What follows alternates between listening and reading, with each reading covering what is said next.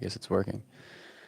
Cool. So in this video, in this live, I want to talk about the sixth reality of the seven of Baba's realities. These are pretty hard hitting, and I find them to be very useful. Even just in going over them for these videos, I'm learning a lot. So we'll just jump right into it. The sixth reality. The only real control is the discipline of the senses from indulgence in low desires, which alone ensures absolute purity of character.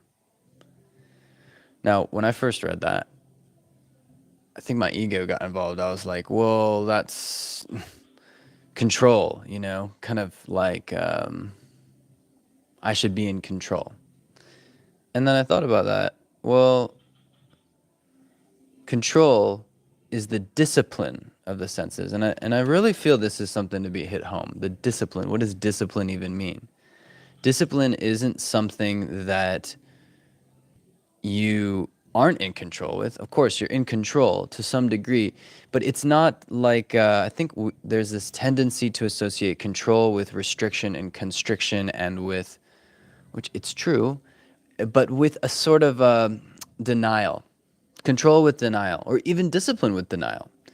But what I've found out, and what I've realized, is that it's actually not about denial.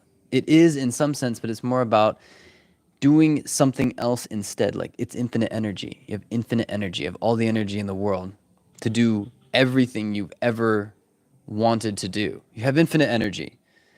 And you can do things that are low desires, or you can do things that ensure the purity of your character. And I thought that was interesting because it's the discipline that is what creates, and you see many religious structures that are formed, Sufism, Zoroastrian, even the Balinese structure, the way that they do their ceremonies and rites and rituals all over the world. There's structure, and it's a discipline. Same with Vipassana, there's a discipline to it. There's a discipline to sit there for hours and hours and hours, and that discipline leads to you becoming developed in something. And that development can only happen with discipline. So I think it's interesting. He says the only real control, only real control. And he's pointing out, if it's the only real control, then any other kind of control wouldn't be very real, would it? So the only real control equals discipline of the senses from indulgence in low desires, which alone ensures absolute purity of character. So that discipline is what keeps us going up, basically, going up in the spout. Because if we don't have that discipline, where are we going to go? We're going to go down. We're going to the devil, right? We're going down. We're not going to, but it's like you have to have a fence. You have to have boundary conditions so that you don't go on either side. I mean, what could it be? For example, I'm going to go to the gym. That's a discipline. You say, I'm disciplined enough to go to the gym. And then once you're at the gym, you're going to do these things. And you're not going to leave until you finish those things. And if you keep doing that over and over and over, eventually you will get better at those things, or whatever the goal is. You have to have some kind of a discipline that gets you to that goal. And at least with these realities, or at least with this, I feel to sort of sum it all up, the goal is God. But it's obviously not to say that, I mean, you're here, we're all here. And all these realities seem to point to something that is actually permeable through all the illusory things. And that you need not necessarily go anywhere. But all that's really needed is these realities. Sort of like, not even necessarily that anyone who reads these realities can attain it. But in the sense that at least it gives a direction, like directions. So with the real control, I wanted to make that clear to myself because I didn't understand it at first.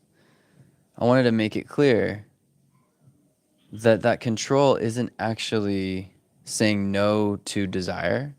Because I took Baba very literally when I was a kid, and I thought he was saying desires are bad, and I almost wonder if the Christian view, the Catholic view, some views tend to demonize your desires, especially the lower ones.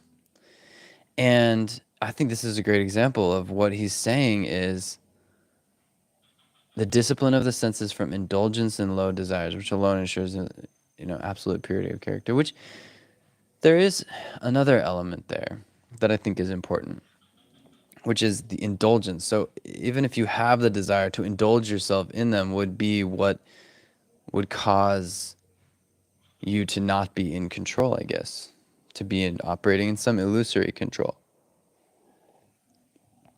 Okay, I guess that's one way of putting it. But then I would say there's another side of it that allows us to move upward in this journey, which is when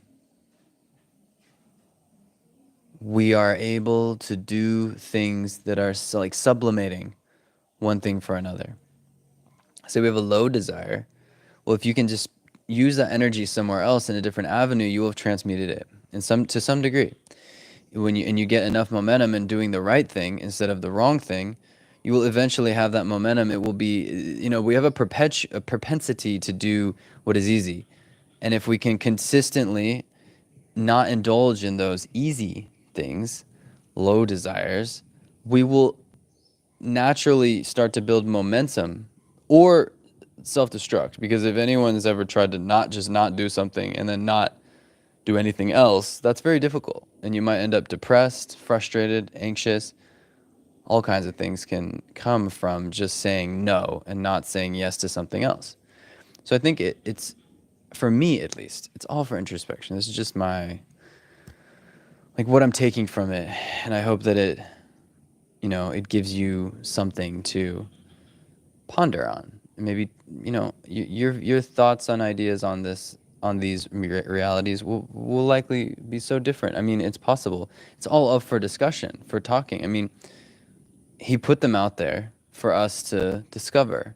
And it feels that they're important. If he says these are the only realities, the 7 realities, then this is what I'm supposed to be looking at, right?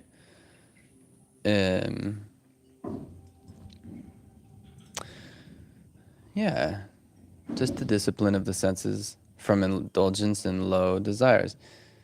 The discipline of the senses. And it's like, okay, even deeper, we go, well, what are the senses? Because it is the sense doors that we derive our fulfillment through, right? Obviously, ultimate fulfillment doesn't come from the sense doors, whatever it's called in Buddhism, but the senses seem to be where we try to seek our fulfillment. And one of the reasons why it wouldn't make any sense to seek fulfillment through the sense doors is that they are illusory. Eventually, we come to realize that they aren't who we are. Our senses are not who we are. So trying to seek something through them is like trying to seek something tangible in smoke. It doesn't exist. It's not there. You're going to be just trying to grab, and there's no possibility that you'll ever get anything of ultimate value by trying to get it through the sense doors. Sensation, hearing, seeing, taste, smell, sight, all that is just passing, fleeting. You can't hold on to any of it. There's no rock in the middle of any of it. So, of course, the discipline of the senses from indulgence and low desires is monumental in developing the equanimity and the awareness that will eventually allow you to, or allow me, or if anybody, to transcend the illusion. That's an illusory experience, mainly because it's fleeting. Now, I'm not saying to ignore them. He's not saying to ignore them, but he's saying to the control, the discipline of the senses. They are there. In some sense, they are there. And so to not indulge in them, to not, and this comes back to even what I felt with Vipassana. It was just very simple, very clear to me that the task was very simple. You sit there, observe sensations in your body, and you don't try to get more, and you don't try to get away from whatever is. Whatever is just is, and the practice itself is just there for you to sit there and observe whatever is. And the technique itself is designed in such a way that you develop the equanimity and the poise of the mind, where you're just simply aware of the sensations on your body, and you're moving, in the technique that Goenka teaches, you move. I don't think you necessarily have to. You could probably just stay in one place and the sensations are going to change. You're going to realize the ephemeral nature of all sensations, all senses are just everything's changing, changing, changing. So, in that sense, the only real control would be the discipline of those senses. In some senses, the discipline of your own senses to sit there and observe your senses with equanimity and be aware of them.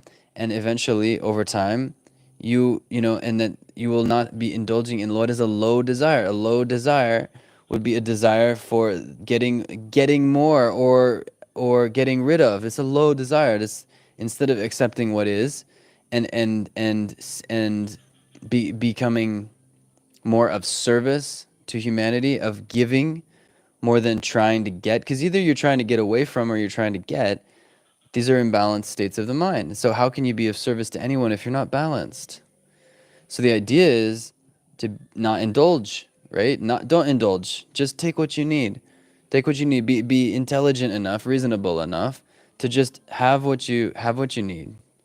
Take what you need and be happy and move forward with your life. It's not like we become a vegetable because, oh, I'm not indulging in low desires. It's like, so indulge in higher ones. In that sense, indulge in self-giving love. Indulge in helping others. Indulge in giving. Indulge in transmutation of that low desire, because the energy isn't necessarily going to.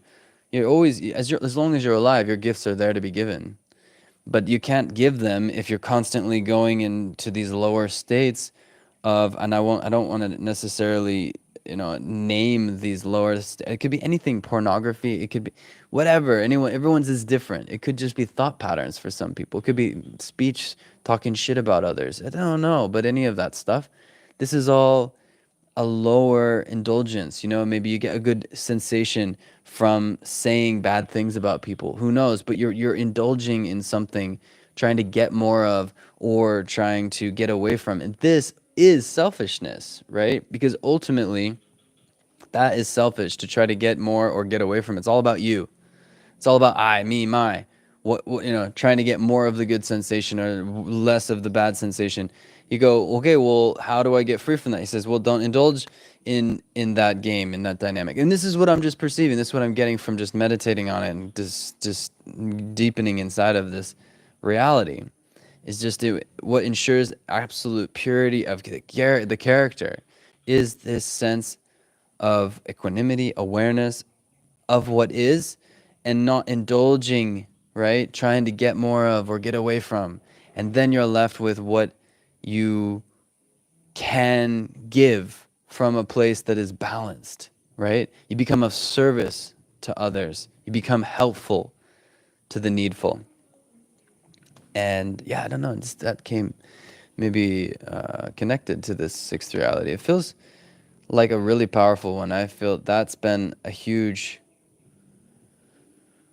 I mean, Vipassana has been a huge stepping stone in my life, but is a very, because it Vipassana taught me what is happening on a deeper level, at least on some level, on a deeper level of sensations on the sense doors. This is we're craving or we're clinging to get more, or we're averse, trying to get away from things on a simple level.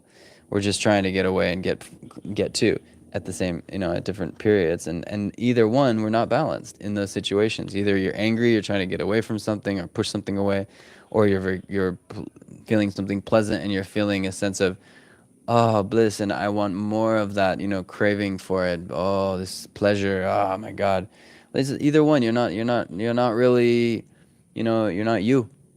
You're not you. You're trying to get this, trying to get. You'll always be who you are, but this thing is, you are not balanced in that state. I mean, I wasn't. I'm not. When I'm not balanced, I'm not balanced. What am I helpful for anyone? I'm not either, say I get unbalanced cooking food and someone's trying to talk to me. You think I'm going to make them happy or make good food? Neither. I mean, neither of them will be good or happy at the end. The food won't taste good. The person won't be happy. Unbalanced mind is unbalanced mind, not very helpful. So this is what he's saying.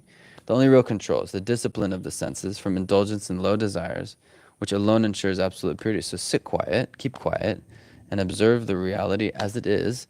And what unfolds from that peace and that silence will be of utmost And yeah, I thought I'd share that. So that's the sixth reality. If you like this video, like and subscribe, and catch you in the next one. We got the seventh, and that's all the realities for now. So, yeah. Jai Baba. Ciao. I have no idea how to end this. Let's see.